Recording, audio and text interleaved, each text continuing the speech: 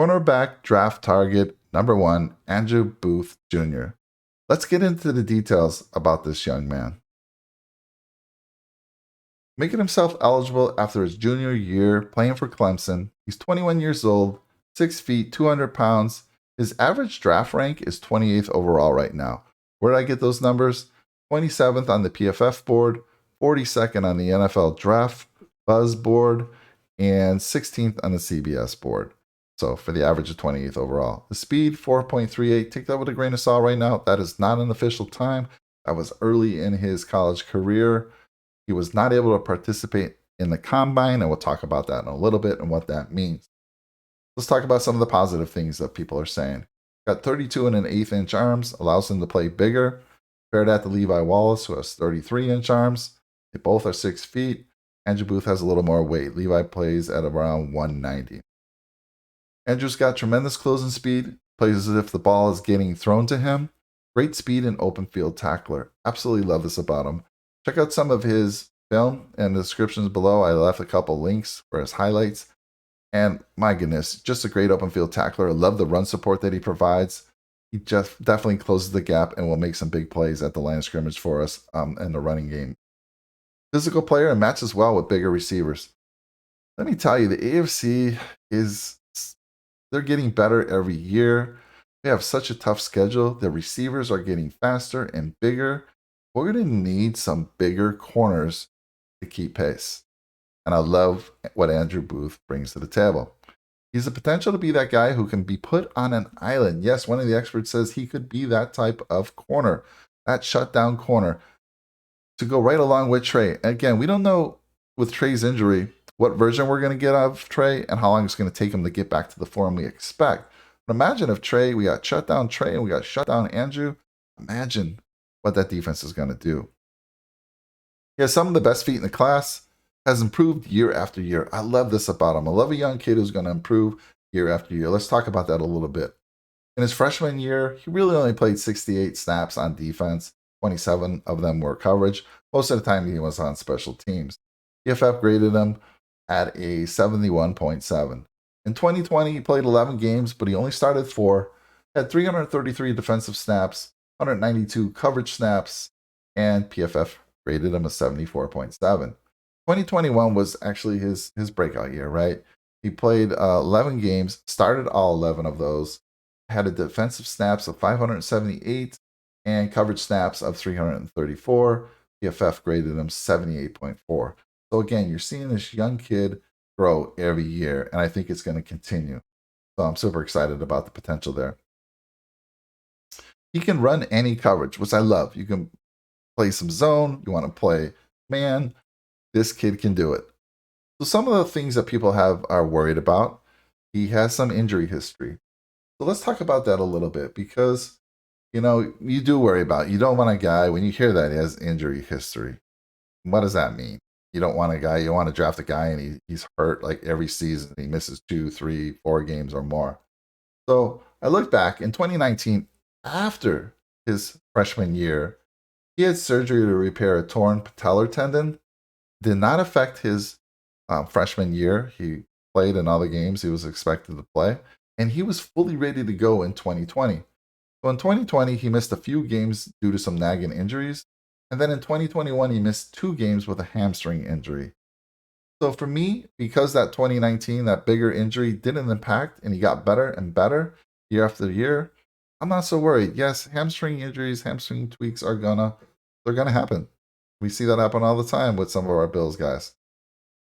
So I'm not so concerned there. If this guy comes to us, I am not going to pass on him because, oh man, no way. I think he has some injury history and I don't want to take a chance on him. No way. This guy falls even close to us. We need to snag him. So we talked about this. He did not participate at the combine because he strained his quad muscle while training for the 40-yard dash. Interesting. So you just said he had injury history. Here he is training for the 40-yard dash and he gets injured. Okay, so that puts more doubts on some people, but great. That means maybe he'll slide down the board further for us to grab. Maybe. He has an opportunity to get the updated metrics next week on the 17th. Clemson has its pro day. A lot of folks are saying they're not sure that Quad's going to be ready to participate. If he does, and he gets anywhere near that 4.38, I think he's going to shoot up the boards and maybe slightly out of reach for us. If he doesn't, I think it's going to have caused him to slide down the board a little bit further, and he's going to be there for the taking. I think the Bills, if he slips to 20 and he's there 2021, I think we'll make a move to move up and grab him. One of the experts said he's a boomer bust prospect, and he based that on the factory injury history. This guy's a star. I don't think it's a boomer bust type of situation. I think he's going to be a star. I'm not worried about that injury history. You can't, it's too early to say, well, he's going to be one or the other. That's not true. I mean, he could play and be a consistent player for us and never be a bust. So for me, I like what I see. I'm not worried about that, him being a bust at all. He's got too much skill set to be a bust. He can be inconsistent getting off blocks, some folks say. And one of the concerns is that he's so inexperienced. Past season was his first year as a full-time starter. I liked how he slowly came into the league, right? Freshman, he didn't do much, played more as a sophomore, and then as a junior, he was a full-time starter. I love that. Some folks are saying he might not be a day one contributor. I disagree, but even if he's not, it's not going to be much further down in the season that he's going to contribute. Maybe it's not day one, but it's day 3, day 4. I think you'll see him early on. If not the starter, I think you could see him easily week 4, week 5, getting a lot of reps in there. So anyhow, one of the concerns somebody had, they raised like, well, stay away from this guy. He got burnt in a North Carolina State game earlier in the year where they lost in overtime. So I said, all right, let's take a look at that game. What did he do? So he gave up 9 catches on 12 targets for 82 yards and 2 touchdowns in a game that Clemson lost, of course, in OT. In watching the game, the highlights, there was 2 touchdowns he was beating. One was a 9-yard pass, and he was going again against Emeka Emenzi. If you've seen this guy, he's a beast, big physical receiver, but he had him blanketed. It was perfect coverage by Booth, and it was just a great throw to the outside by the quarterback and a great catch by Emeka. Can't blame Booth for that one. And then on a 12-yard in route, he was beat by Devin Carter, and he was a couple steps off, but if you look back, it wasn't really Booth's fault. The safety bit on a play-action pass, which left the window open for that seam route, and the quarterback hit it spot on. So again, face value, you're like, yeah, you got beat. No, you look closer. There's nothing he could have done on the first one. It was just a great play. Great players make great plays, and sometimes you can't stop everything. And then over on the other side, again, I think it was the safety who blew the coverage there. So not so concerned there. And believe it or not, PFF says that's the only 2 touchdowns he gave up on coverage all season long. So come on now, please. All right, so for me, I'd love to see him paired with Trey. I love his speed, his aggressiveness, and run support. If we lose Levi Wallace, which is a real possibility, and we don't get someone else in free agency, then to me, corner becomes number 1 priority with our number 1 pick.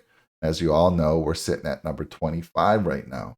If he gets anywhere close to 25, and we're looking corner, watch out for the Bills making a move here to grab him. Let me know what you think about Mr. Booth, and I'd love to hear it in the comments. And even if we're not able to get Mr. Booth, again, we don't want to move too far up the board. I don't think we need to. We're going to go through 4 other draft targets in the cornerback position, who I think will be just as good as Mr. Booth here. Anyhow, let me know what you think. I'll see you soon. Next cornerback target coming very soon. Bye now.